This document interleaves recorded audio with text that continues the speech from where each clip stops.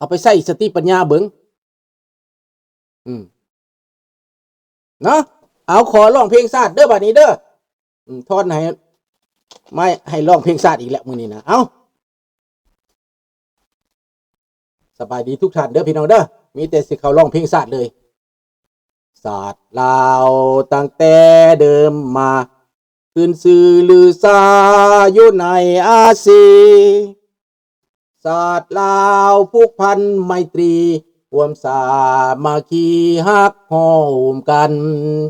หักศาสตร์หักปาทีเท่าหักเจ้าปุกิจกีสาผู้มักความศาสนาแต่บูหันมาฮักษาดินแดนบ่ให้สัตว์ใดมาล้วนหาวีลบกวนหยาดแย่งสิ่งเอาพายขึ้นเขามารู้วุ่นวายสู่จนตัวตายต้านทานศัตรูสวยเสือจูเลือดเนื้อเสือเผาฟื้นฟูกูเอาบันเทาถูกกันขอบใจหลายๆเด้อพี่น้องเด้อสบายดีทุกท่านเด้อพี่น้องเด้อสบายดีทาวิจันเนาะ3702ทีวีเนาะคือสิเป็นช่อง YouTube เนาะสบายดีเด้อแล้วก็สบายดีทุกท่านพี่น้องคนเสบังไฟเด้อว่าซั่นเอากินปลาเสบังไฟเพื่อลูกเนี่ยเด้อลูกบ่ได้กินปลาเสบังไฟโดนเลยได้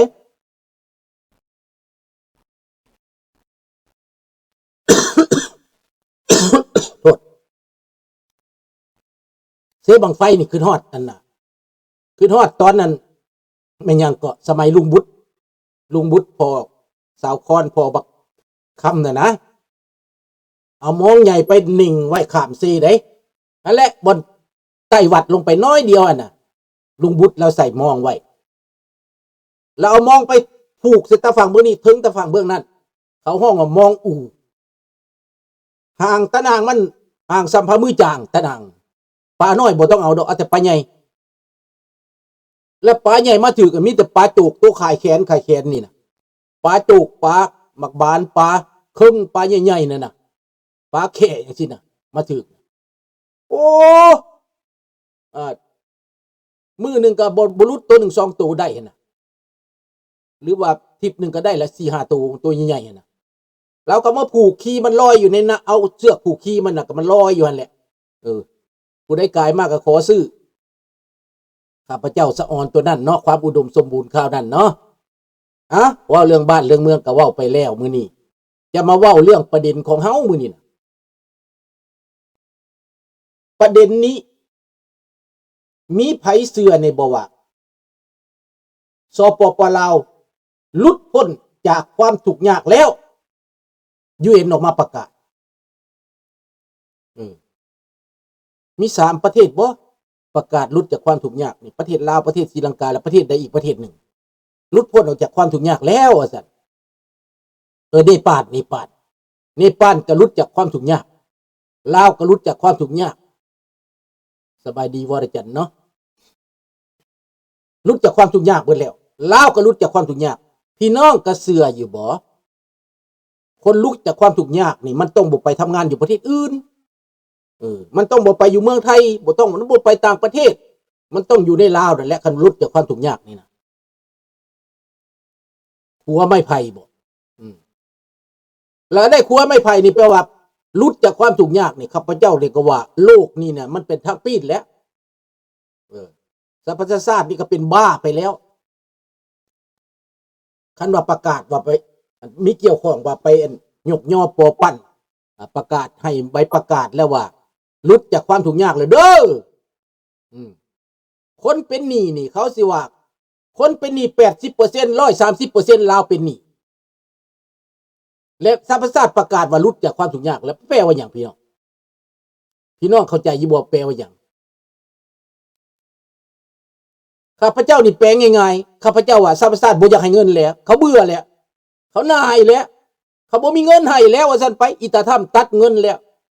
อิตาธรรมตัดเงินสรรพชาตินี่นะเราตั้งองค์กรตัดหน้าเลยนะแต่ทำตัดองค์กรตัดหน้าแล้วตัดองค์กรสมาคมธรรมแล้วบัดนี้นะสรรพชาติบ่มีเงินเราบ่ให้เงิน เจ้าสิเอาเงินน้ำจีนเจ้าจะเงินไปก็แล้วแต่ทำธรรมชาติก็เลยประกาศออกว่าประเทศต่างๆที่เคยช่วยเหลือมานั้น ดีแล้วหลุดจากความทุกข์ยากแล้ว พี่น้องเสือบอกในนี่มีจักคนเสือว่าลาวนี่หลุดจากความทุกข์ยากแล้วนะข้าพเจ้านี่บ่เสือคนบ่ทุกข์ยากนี่เขาบ่ขายสมบัติกินดอกเนาะขายดินขายดอนเจาะพื้นดินกินนี่นะ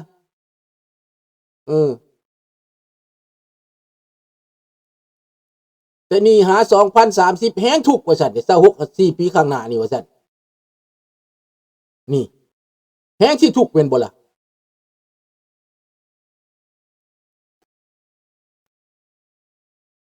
ข้าพเจ้าก็ว่ามันเป็นบ้าหมอสรรพศาสตร์กูมือนี่เบิดแนวเฮ็ดแล้วเฮ็ดหยังก็บ่สำเร็จเฮ็ดหยังก็บ่ได้เถียงกันอยู่เบิดมือในสรรพศาสตร์ขึ้นไปแล้วก็เถียงแล้วก็วีโต้เถียงแล้วก็วีโต้แปลว่าเอาหยังก็ไปฆ่าอยู่หั่นเบิดจีนกับบล็อกอเมริกากับบล็อกรัสเซียกับบล็อกแปลว่าซุ่มกันมาน้ำลายแตกน้ำลายพุ่งเถียงกันมาแต่ละมื้อแต่ละวันไปเถียงกันอยู่หั่นแหละแต่ว่าผลประโยชน์ของแต่ละฝ่ายบ่ลงตัวมนุษยธรรมเลยลืมไปลืมเบิดมนุษยธรรมการละเมิดสิทธิอินเดียก็ระบาดนักมันบ่พี่น้องไล่เอาเด้อถ้าบ่มีเสียงและตาบ่มีเสียงและreboot the restart เด้อมอดและเปิดใหม่เขียนบอกเราแน่ผู้ใดบ่ได้ยินน่ะนะต้องทุกต้องอานานะ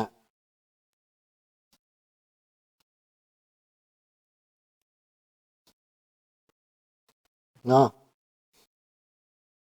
มอดและเปิดขึ้นมาใหม่เด้อถ้าบ่ได้ยินเสียงเด้อตาเด้อเพราะว่าทุกอย่างมันต้องอัปเดตอัปเดตอยู่ตลอดทิศ1-2 เดือนต้องอัปเดตต้องมอด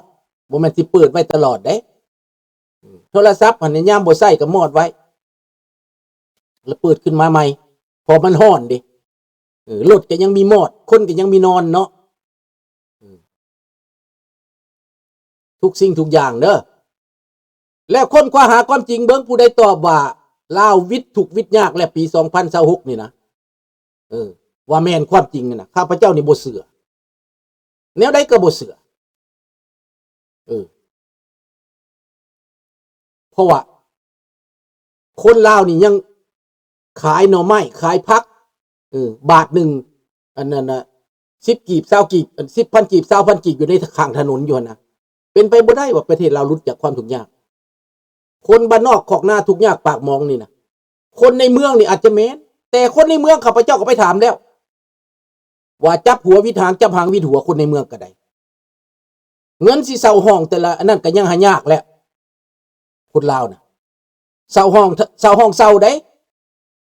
ห้องเซาบ่ได้แพงนะเดือนนึง 3,000 บาทนะยังบ่มีเงินเซาเลยนะสบายวีรอแม่นแล้ว reset everything แม่นแล้วขอบใจเด้อประชาชนทุกข์กว่าเก่า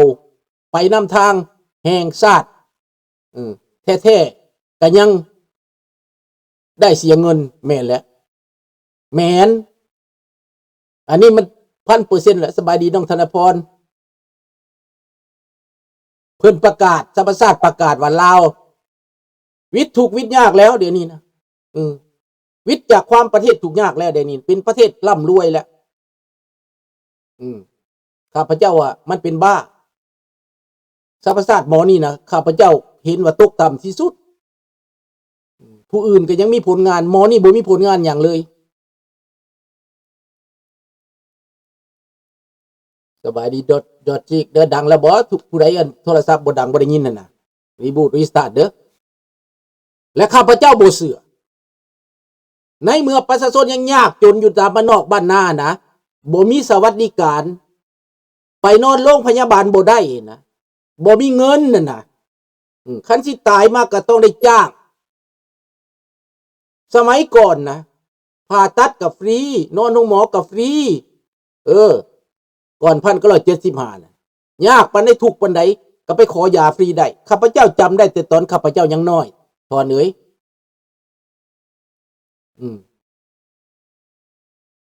ข้าไปฝากก็ขึ้นเป็นบ่ตอนข้าพเจ้ายังน้อยนี่เป็นนั่นเขาห้องว่าเป็นวาริแซนนั่นนะเป็นหมักซุกอีไซนี่นะวาริแซนวาริแซนนั่นแหละมันเกิดน้ำตุ่มน้ำหนาพุ่งขึ้นมาแล้วเป็นน้ำหนองมันเป็นน้ำใสๆนะเป็นวาริแซนเขาห้องเป็นหมักซุกหมักอีไซอีซุกอีไซนะ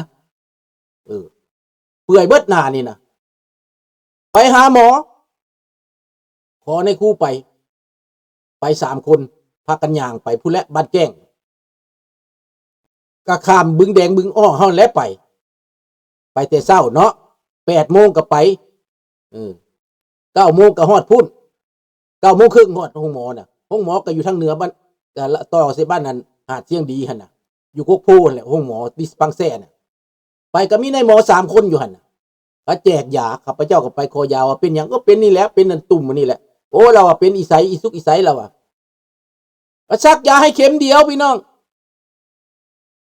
เราซักเพนิซิลลินให้เข็มเดียวกลับมาบ้านหยุบแห้งปันหยังดีพี่น้องดี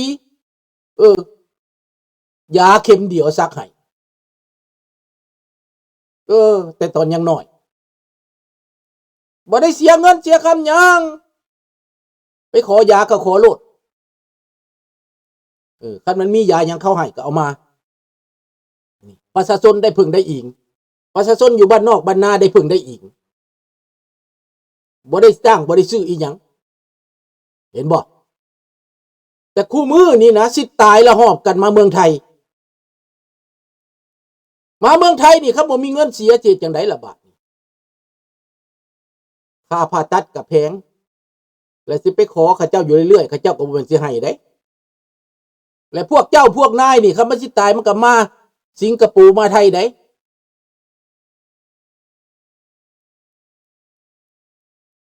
1990มาถ้าไปเกิดเป็นไข้บ่มียาบ่มีเงินตายมันเห็นบ่ล่ะนี่เป็นนั่นแหละเดี๋ยวนี้บ่มีหยังเลยและแต่ก่อนก็บ่ได้เก็บภาษีเจ้าชีวิตเพิ่นเว้าหั่นก็คือเพิ่นเว้าหั่นแหละเห็นบ่ล่ะภาษีเป็ดภาษีไก่ภาษีไห่ภาษีนาภาษีดินภาษีเฮือนบ่ได้เสียหยังจักอันบ่ได้เก็บภาษีประเทศลาวบ่ได้เก็บภาษีพี่น้องเก็บค่าตลาดบ่แม่นค่าภาษีได้เก็บตลาดคือว่าเจ้าไปจองโต๊ะขายหมักแตงหมักโมขายซีนขายไข่นี่นะเขาห้องเขียงแต่ละห้านน่ะนะอันนั้นบัตร1 10 กีบ20 กีบขายซีนขายปลา20 กีบขายหมักไม้10 กีบเบิดมือได้10 กีบหั่นน่ะ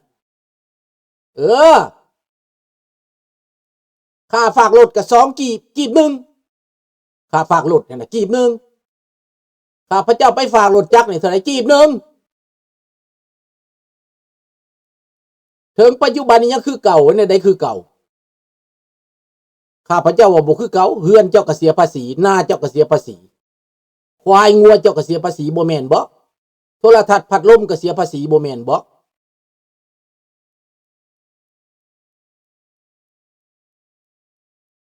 อธิบายเบิ่งดู